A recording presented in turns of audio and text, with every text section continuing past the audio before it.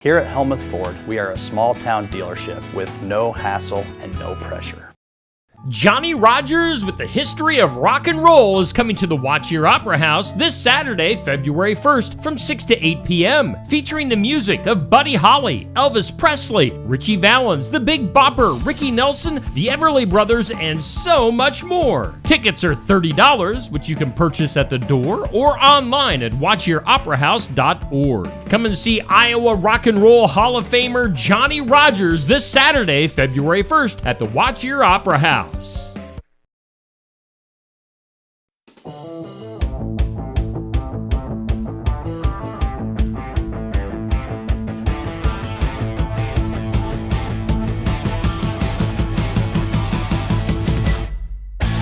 And we are back for another exciting edition of Real Talk here on Steve Shuttler Media. Aaron Fleming and myself. Our show's sponsored by New Life Community Church in Wellman. Aaron, what's up? Well, it's a cold day in southeast Iowa. Yeah, the day that we're recording this, it is chilly. 5 degrees. Yeah. I liked your wind sound effect there. Ooh, brr, cold wind. Yeah, it's cold, but the sun is shining and our hearts are warm. Yes. And our bodies are warm too, because it's toasty here in the Oski Dental Studio in Sigourney, Iowa. So, but here we are. We're happy to be together and ready to talk about some real topics. Amen. And I should say too, if there's a real topic that we have not covered that you would like us to cover, say something to us in the comment section. Say, hey, why don't you talk about this or that or the other thing? And we might talk about it. Yeah. We try not to get too super political. We try. I think we do a pretty good job. I think we do a great job, yeah. We try not to be too critical of sports coaches. True. But, we want to talk about real life issues like relationships and fear and moving forward and how do you do it. And, here's a good quote that I heard somewhere recently. It's just this guy who does exercise videos on YouTube. Okay. And so I watch his videos and actually got inspired to do goblet curls. You take a kettlebell and you just like... Okay. So I've watched many of his videos, and I don't do most of the things that he says to do, but I do goblet curls. But he said most of what we think is tiredness is actually lethargy. Okay. So we get home from a day of work, especially if we work a desk job. This is really different if you actually work with your hands for a living and do construction and you're out when it's 5 degrees. We see guys out working on power lines and building transformers and hog building and stuff like that. I think when they get home, they're probably tired. Sure. Legitimately tired. But for many of us, what we think of as fatigue is actually lethargy. It's actually a sluggishness that comes from not exercising enough. Okay. So, that hits close to home, because I don't know how many times I've come home from a day of work and been like, I just want to sit down and scroll Facebook and watch Netflix, because I'm so tired. I'm not stepping on anybody's toes, am I? Ow. I'm such a slug. What we really need in that moment is we need to move. Yeah. And that doesn't mean like go ride an exercise bike for 3 hours, unless that's your jam. And it is apparently some people's jams. A couple weekends ago, I was at a funeral of a friend from high school who got into, in high school we were runners, and then he got into triathlons and then injured his foot, and his foot never got better. So he just gave up on the running and swimming part and focused on biking. And he had an exercise bike in his basement, and he would ride for 2 or 3 hours. Wow. And surely he listened to podcasts or books on tape or so. something. I got on the exercise bike at the YMCA in Wellman yesterday for 20 minutes. Okay. And that Done? about bored my brain right out of my skull. But at least I wasn't being lethargic. Yes. So, hey, we were just talking real. We feel what we think is fatigue, and it actually probably is lethargy, and we need to get up and move our body. And that can be, I'm learning now as I'm in my mid to upper 40s. Is 48 mid or upper? 48 as opposed, to like 50 or all right, upper. You're in your upper 40s. I'm in my upper Yes. 40s now, officially. Yes. 47 was the end of mid 40s. Yes. Now that I'm in my upper 40s, just going on a walk is good exercise. So go on a walk, do some toe raises, whatever. Get moving. Get moving. That's an excellent segue into the book of Joshua, which we've been talking about here for a couple of weeks on Real Talk, and that I've been preaching about back home at New Life Community Church on Sunday mornings. The book of Joshua. So we got Joshua and all the people of Israel, and they're coming up to the Jordan River, and it's in full flood. Okay. Full flood. Imagine the Skunk River in full flood. Don't they call it the Skunk River because when it used to flood back in the 1800s, it just smelled really skunky? One of my favorite sayings right now is "Let's get skunky." I kind of wanted to wedge that in there because the Skunk River is nearby, and I have happy memories from high school of kayaking down the Skunk River, which doesn't smell now. I don't remember it smelling, but how did it get its name? That's just what I've heard. But Must maybe be some skunks. Maybe that's what people from the English River thought about people from the Skunk River. So I don't know. But wow, rabbit trail. Where on earth are we, Steve? The Jordan River was in full flood, and it was skunky. It stank. And the people were getting ready to cross over. How are they going to cross over this flooded river? They couldn't build a bridge. They didn't have boats. Too deep to walk. They'd been in the desert for 40 years, so probably none of them knew how to swim. Yeah. I don't know if I've ever even thought of that before, but you don't really. Paddle. I own the doggy paddle. Yeah. Princess Bride reference there. Okay. That's an Andre the Giant line. I'm going to bring up the Princess Bride every week until Steve sees it. I own the doggy paddle. So how are they going to get across? So God reveals the plan to Joshua. He says, get 4 priests. Tell them to pick up the Ark of the Covenant, which we all remember from Indiana Jones and the Raiders of the Lost Ark. Please tell me you've seen Raiders of the Lost Ark. Yes. Okay, so they get the Ark of the Covenant, and the priests are to take the Ark, which is where like the presence of, it's a symbol for the presence of God. Mm-hmm. So here's lesson number 1. It's not a formula, but it's a lesson. If you're gonna cross a river in life, you gotta have the presence of God. You don't want to try to cross a river and then find out that God is a couple of miles behind you and hasn't caught up to you yet. So the presence of God goes first, and the priests are going to step into the water. And when they step into the water, it's not going to part like the Red Sea, if we remember that from back in the book of Exodus, where the wind blew and the sea parted. What's going to happen here, because it's a different body of water, because there's no formulas. But this is there's some principles, even if there's no formulas. The water is going to get cut off and start piling up at a place called Adam. And Adam, I think I got that right. We'll go with it. Adam is 18 miles upstream. So you're not going to see dry ground to walk through on for a while. Mm-hmm. 18 miles worth of river water is going to have to flow by. And, after a little while, you're going to start to see the water level drop, and you're going to be like, oh, God is doing something. And at that point, you're going to get some faith that God's going to take the water all the way down, and you will be able to cross.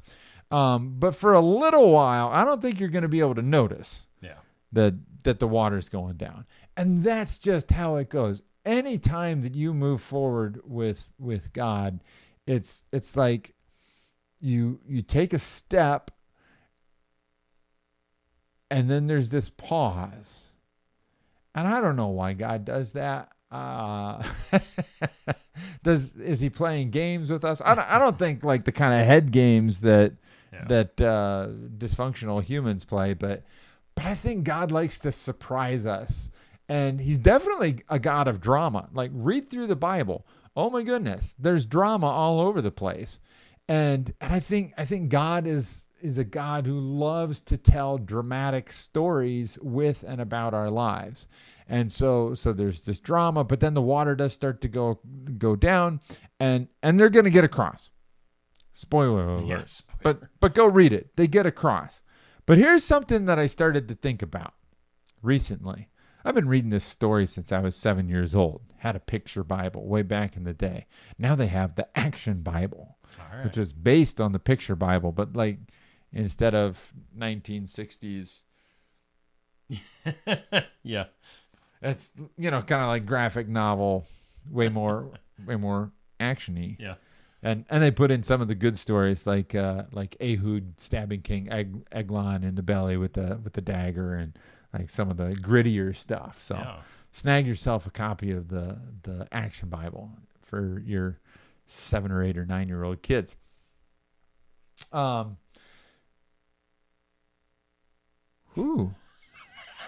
Squirrel.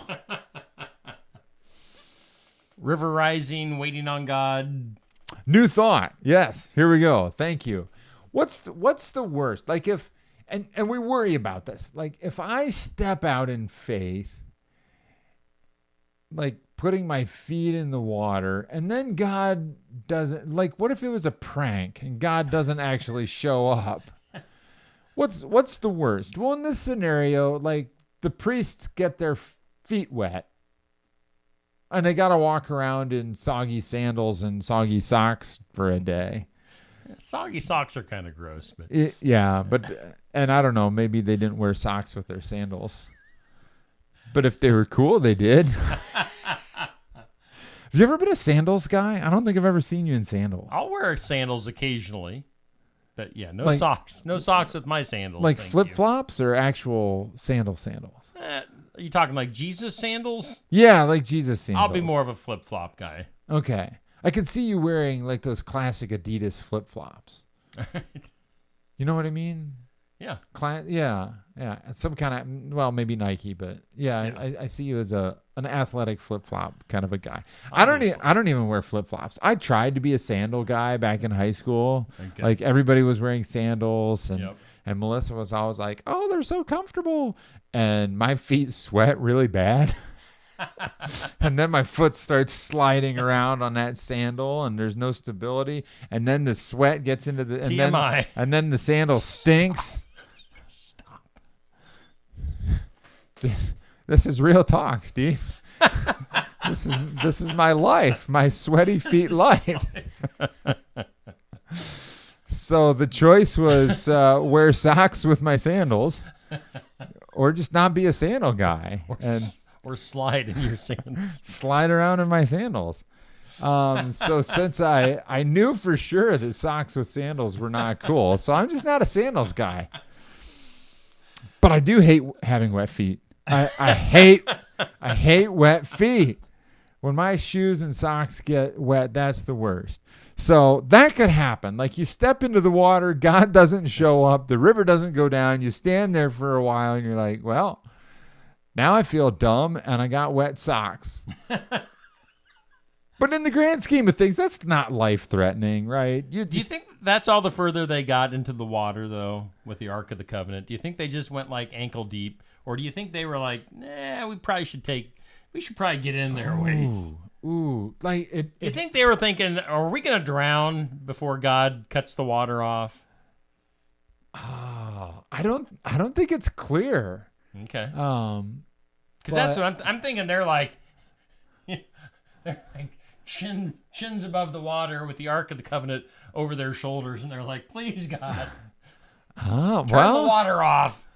I mean that puts a different spin on it. Or maybe they were just hanging back at the shore, just kind of dipping their toes in. I don't know, because maybe y'all remember, but when I crossed a creek in Belize last November, I slipped and fell, And you don't want to slip and fall when you're carrying the ark. So what happens is, like, that would make you look really bad. Might even offend God. Like, yeah. But they still are holding it up here. So maybe you could drown, or you could fall, break the ark. Hey, there's Steve. Isn't he the guy that broke the Ark of the Covenant? What a slug. What a slug. Exercise. We're not exercise more. Yeah. We're not having him over for lamb stew next Passover. What a pariah. No, I don't know, but you look dumb. But then no, we don't like to look dumb. No. Humiliation is man, like, it's one of my specialties, actually. humiliating other people? Self-humiliation. Oh, self-humiliation. Self-humiliation. Well, you've been in media long enough that you've had the opportunity to sneeze on air and burp on air and who knows what all else. It's true. True story. I burped during a sermon the other week. I don't think... You got a mic right in front of your face. I think I covered it pretty well, but that's embarrassing, man. It happens. It does. It does. But I saved it. Okay. Here's a thought, though. And I don't know how far we're going to be able to take this today. But you know what's worse than being embarrassed is what if it works? What if the river opens up and you cross into the promised land? Like, this is the place that you've been dreaming of. And then the river goes back. Like, the river closes back up. God miraculously got you to the place that you wanted to go. What if you don't like it there? Oh, God, you know how you did this really big miracle to get me here? Well, now I'm surrounded by fortified cities and these giant warriors, and nobody here likes me. And you stopped giving us manna to eat, so we don't really know what to eat anymore. And we got all these really bad problems, and our enemies might band together and destroy us. And we did not think this through very well, and we feel like you didn't either, God. So, like, if you could reverse that miracle. Yep. Ooh. So once you get across that river, man, you're in the promised land, but a whole new world of responsibilities and challenges might open up. And I just, like, this is such a new thought to me that I'm not even sure what to say beyond that, other than Things are always changing. You know, when you step into that new place, there's new, obviously new stuff, and when God seals it behind you, there's nowhere to go but forward. Yeah, you get married. Like, that's kind of a really big step. You thought it was going to be the promised land, and of course it was, wasn't it, Steve? Oh, yes. Man, I remember getting our first mortgage. Whew, that was crazy to spend that much money at one time. That was bonkers. And we wanted to do it, right? You know, and we're actually still in that house. I said my first mortgage is really my only mortgage. Okay. But you cross through the water, and once you pay the other person, like, there's no going back.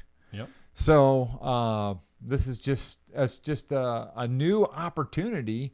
And so what Joshua had the people do is pile up a big stack of stones, one for each tribe, and they put them out in the middle of the river. And so as the water went down after flood season, you could see that stack of stones from up on shore.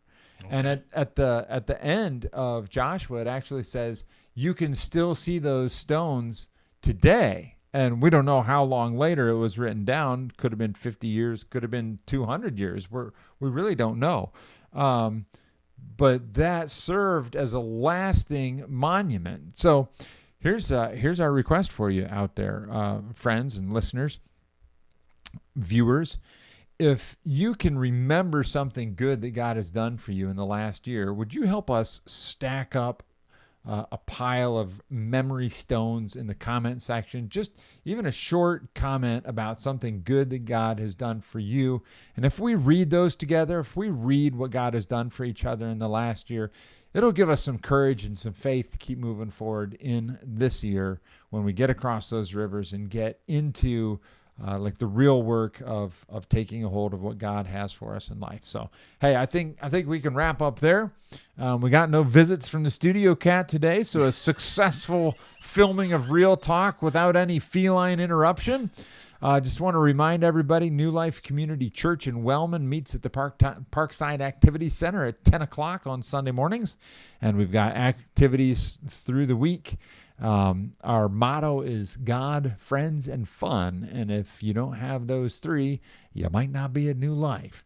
So come check us out or check us out on Facebook. We do have a live stream on Sunday morning at 10 a.m. And hope to see you around soon. All right, that'll do it for this week's show. Real Talk with Aaron and Steve here on Steve Shuttler Media.